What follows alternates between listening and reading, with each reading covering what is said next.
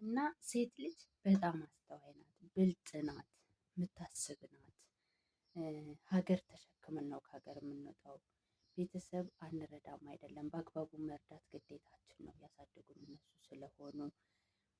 ግን የማታውቁት ሰው ወዳችሁ ገንዘባችሁን ባዶ አትቅሩ ብዬ ነው መለምናችሁ። እኔ እንትን እምላችሁ እኔ ትላንትና የሆነ ቲክቶክ ላይ 12 ዓመት ሰርቻለሁኝ እና እስካሁን ግን ምንም የለኝም።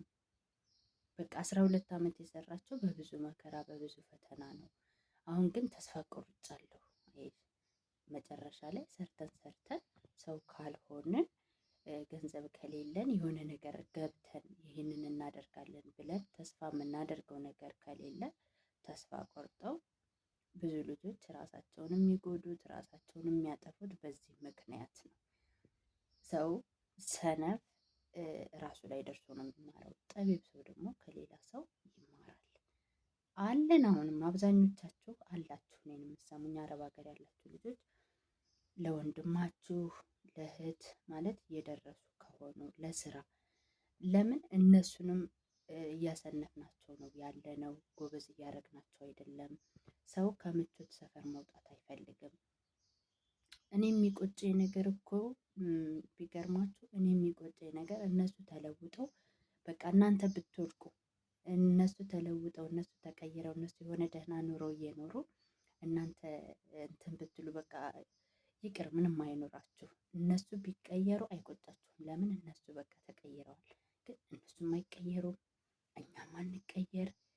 ጊዜያችን ዘመናችን መውለድ እስከማንችል ድረስ ከስራ ብዛት ማህፀናችን ልጅ እስከማይሸከም ድረስ በጣም ብዙ የሚጎዱ እህቶቻችን አሉ። ይሄ መሆን የለበትም። አንዳንዴ ማወቅ ለራስ ነው።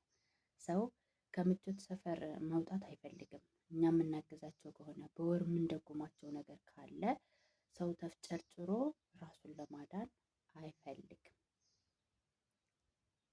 እህቶቼ። እና በአቅም የሚረዳ ሰው አለ የሆነ ነገር በቃ በጣም ሲቸግረው፣ አለበለዚያ ግን እነሱንም እያሰነፍን እኛም ስለምንሰንፍ ማለት ነው። እና በዚህ ጊዜ ደግሞ አብዛኝ ሴት የምታለቅሰው አፈቀርኩት ባለችው፣ ወደድኩት ባለችው፣ አፈቀርኩት ባለችው 100 ሺህ ብር 200 ሺህ ብር እንደዚህ አደርጋለሁ። በጣም የተበላሸ ጊዜ ላይ ቢሆን ያለ ነው አሁን ነው ይሄ ዘመን ማለት ነው። ሴት ተጎዳች አልተጎዳች አይመለከተውም፣ ምንም አይመስለውም። እህት እያለው እናት እያለው ከእናት የተወለደ ወንድ ልጅ ሌላ የሌላዋን ሴት ሲጎዳ ምንም አይመስለውም። እግዚአብሔርን መፍራት ከህዝቡ፣ እግዚአብሔርን መፍራት ከወንዶች እስኪ በየቤቱ ሄደን ብንጠይቃቸው ከ110 ቢሆን ነው በጣም ሚስቱን የሚንከባከብ ወንድ፣ በጣም ለሚስቱ የሚያዝን ወንድ ያለው ከ110 ቢሆን ነው። አብዛኝ ሴት የምታለቅሰው በወንድ ልጅ ነው። ወንድ ልጅ ሁሉንም ማለት አይደለም፣ ግን አብዛኛዋ ሴት የምታለቅሰው፣ አብዛኛዋ ሴት ኩርምት ብላ የቀረችው ልጆቿን ብቻ የምታሳድግ ብዙ ዋጋ የምትከፍለው በወንድ ልጅ ወይ ደግሞ በባሏ የተነሳ ወይ ደግሞ ባፈቀረችው አበድኩልሽ ሞትኩልሽ አላንቺ መኖር አልችልም ባለችው በዛ ወንድ ነው ልጅ ይዛ ብቻዋን ዋጋ እየከፈለች ዘመኗን በሙሉ ዋጋ የምትከፍለው በምትወደው። ስለዚህ ራስን ለራስ ማወቅ ግዴታ ነው። ራስን መንከባከብ ግዴታ ነው። እኛ እዚህ እየሰራን ለሌላ ሰው ብናደርግ ይሻለናል። አንድ ወተት ገዝተን መጠጣት አንፈልግም። የሆነ ነገር ገዝተን ለራሳችን መብላት መጠጣት አንፈልግም።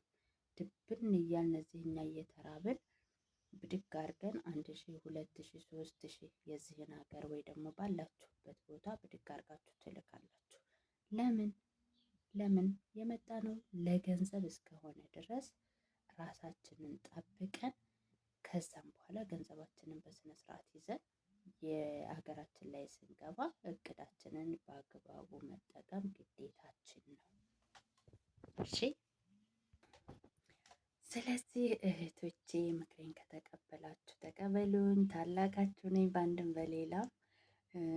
እንደገና ደግሞ ያው ብዙ ህይወት አይቻለሁ።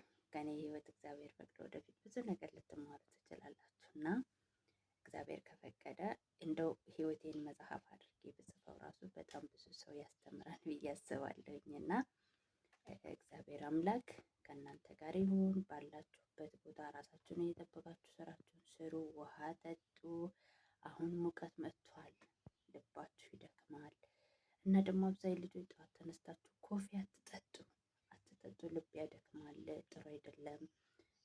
እንደገና ምንድን ነው የምላችሁ? አዎ በጣም ሙቀት የሆነ ጊዜ ከፍሪጅ ውስጥ ብድግ አድርጋችሁ ቀዝቃዛ ውሃ ቆማችሁ በጥጥት አታድርጉ።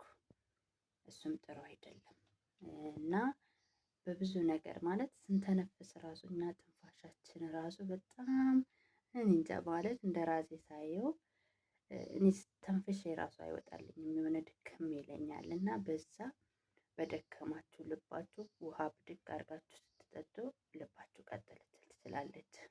ከስራ ብዛት የተነሳ ሰርታችሁ እንደዚህ እንትን አትበሉ፣ ራሳችሁን ጠብቁ። በቻላችሁት አቅም ወተት ምናምን ጠጡ፣ ራሳችሁን ጠብቁ እህቶቼ።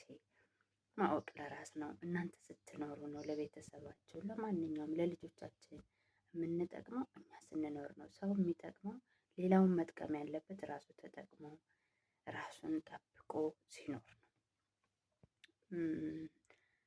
ሁሉም ኢትዮጵያዊ ማለት እችላለሁ ከራሱ በላይ ለሰው ነው የሚያስበው። እዚህ ስንመጣ ደግሞ አላቅም ምን እንደሚነካም ባላቅም፣ በቃ ለሰው ማሰብ መጨነቅ እግዚአብሔር ያቅላችኋል።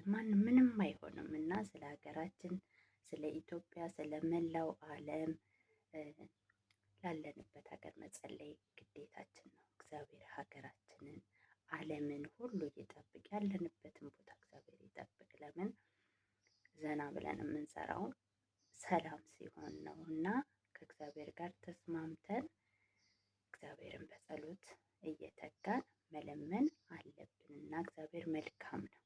በመከራ ቀን መሸሸጊያ ነው። እንደ እግዚአብሔር ያለ ማንም የለም። የምንኖረው በሱ ጸጋ ነው።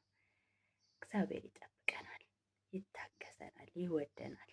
ማንም ይሁን እግዚአብሔር ይወዳቸዋል። እሺ እህቶቼ ተስፋ እንዳትቆርጡ። በጣም ብዙ ነገር ተስፋ ሊያስቆርጠን ይችላል።